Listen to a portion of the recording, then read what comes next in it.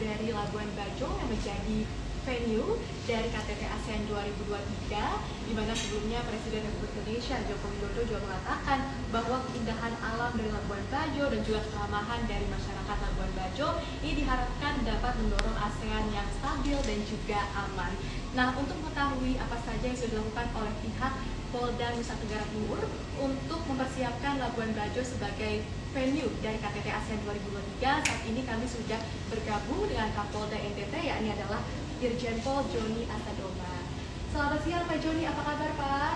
Selamat siang Pak Jasmine, kabar baik, sehat semuanya, tetap semangat. Alhamdulillah kabar baik begitu Pak Joni. Ya. Pak Joni, mungkin pertama-tama bisa dijelaskan di pemirsa TV One yang penasaran nih, apa saja sih yang dilakukan oleh pihak Polda NTT untuk mempersiapkan Labuan Bajo sebagai host ataupun venue dari KTT ASEAN 2023? Ya baik, jadi kami baru mengetahui bahwa Labuan Bajo akan menjadi host ASEAN Summit itu bulan Januari. Setelah itu kami langsung mengadakan studi banding ke Polda Bali yang sukses menyelenggarakan G20. Ya, jadi bukan cuma dari unsur polisi, tapi juga dari unsur pemerintah provinsi, ya, seperti Kepala Dinas Perhubungan, Kepala Dinas Pariwisata, UMKM, termasuk dari unsur-unsur pemerintah Kabupaten Manggarai Barat. Kami melaksanakan studi banding di Polda Bali. Setelah itu kita kembali dan kita mulai menyiapkan baik itu personil, baik itu perlengkapan, kemudian juga mulai menyusun anggaran, kemudian mulai mengadakan latihan parsial di dalam menyiapkan anggota untuk pengamanan ASEAN Summit ini. Nah, selama 3 hari acara puncak KTT ASEAN ini kan berjalan dengan lancar begitu Pak Joni ya. Bagaimana evaluasi dari pihak dalam melakukan pengamanan beberapa hari ini? Ya, dari hasil pengamatan dan evaluasi, segala sesuatunya sudah berjalan dengan baik. Memang ada hambatan seperti jalan-jalan yang sempit, ya, jarak antara satu pertigaan atau persimpangan dengan persimpangan yang lainnya itu berdekatan, sehingga apabila kalau rombongan ini bisa terjadi sedikit kemacetan. Tapi berkat semangat juga anggota, berkat kerjasama, sinergitas, ya, semua unsur di dalamnya, baik itu Polri, TNI, perhubungan, ya, semuanya ini bisa dikoordinasikan dengan baik dan bisa berjalan dengan lancar. Itu hambatan yang paling utama ya selama pelaksanaan KTT ASEAN ini. Kemudian juga adanya kelompok-kelompok masyarakat yang awalnya ingin menyampaikan aspirasi kepada pemerintah, khususnya dalam ASEAN Summit ini. Nah, ini kita berhasil melakukan pendekatan, memberikan pemahaman, pengertian, sehingga rencana untuk unjuk rasa itu dibatalkan.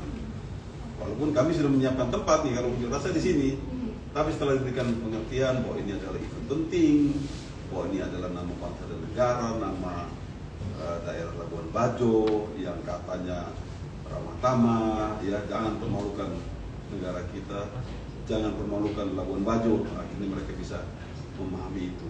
Nanti demonya, nanti unjuk rasanya setelah ASEAN Summit, silakan, gitu kira-kira. Pak Joni, mungkin bisa diceritakan sedikit nih, bagaimana sih sinergitas dari TNI dan Polri dalam melakukan pengamanan pada KTT ASEAN 2023 ini?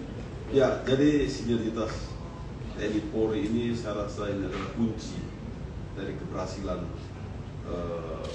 ASEAN Summit ini, pengamanan ASEAN Summit ini, ya. Dimulai dari kita melaksanakan gelar pasukan bersama, kemudian kita melaksanakan tactical floor game bersama. Bapak Kapolri dan Bapak Panglima TNI memantau langsung penugasan anggota di lapangan, ya, kemudian koordinasi di tingkat menengah maupun bawah yang begitu bagus, sehingga tidak ada hambatan di dalam kita melaksanakan tugas maha penting ini. Jadi sinergitas TNI Polri itulah saya rasa itu adalah kunci utama keberhasilan tanpa mengenyampingkan yang lain ya. Tentu di dalamnya ada ujung tombaknya Kementerian Luar Negeri, ada Kementerian Setnek, ya, ada Kementerian Pariwisata di dalamnya, ada Kementerian Perdagangan, ada Kementerian BUMN, PUPR. Jadi banyak semua.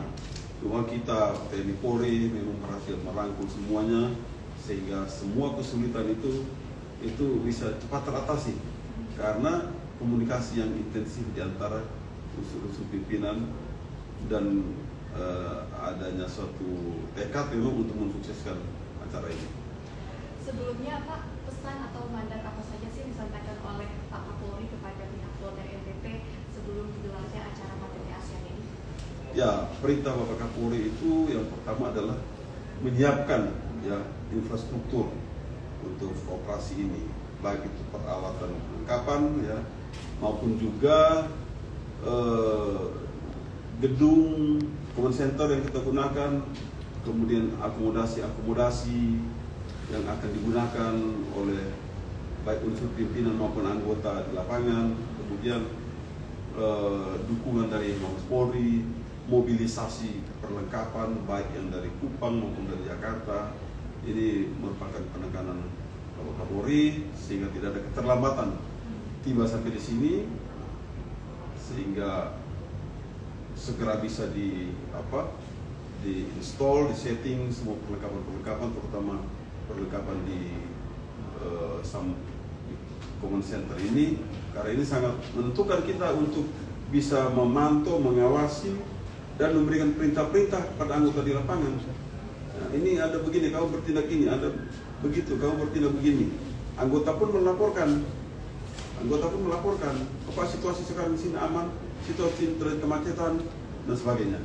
Oke, baik, terima kasih banyak Pak Joni waktu dan informasi. Terima kasih. Diharapkan dengan adanya KTT ASEAN 2023 ini berdampak positif begitu ya Pak pada masyarakat Labuan Bajo. Sangat. Dan tentu saya sebagai Kapolda juga mendengar ya harapan-harapan dari masyarakat, penyampaian dari masyarakat, bahwa masyarakat sangat berterima kasih kepada Bapak Presiden Joko Widodo yang sudah menetapkan Labuan Bajo sebagai host daripada ASEAN Summit yang membawa dampak multiplier efek yang luar biasa bagi Labuan Bajo, dan tentu ini ke depan kita yakin Labuan Bajo akan lebih booming lagi setelah ASEAN Summit ini. Itu yang diharapkan kita semua ya Pak, agar Ya. Labuan Bajo ini semakin booming dan dijadikan salah satu tempat destinasi pariwisata andalan dari masyarakat, tidak hanya dari dalam negeri namun juga dari luar negeri. Dan selain itu pemirsa, memang diharapkan bahwa adanya KTT ASEAN 2023 ini dapat mendorong pula roda perekonomian warga lokal Labuan Bajo. Untuk sementara itu kami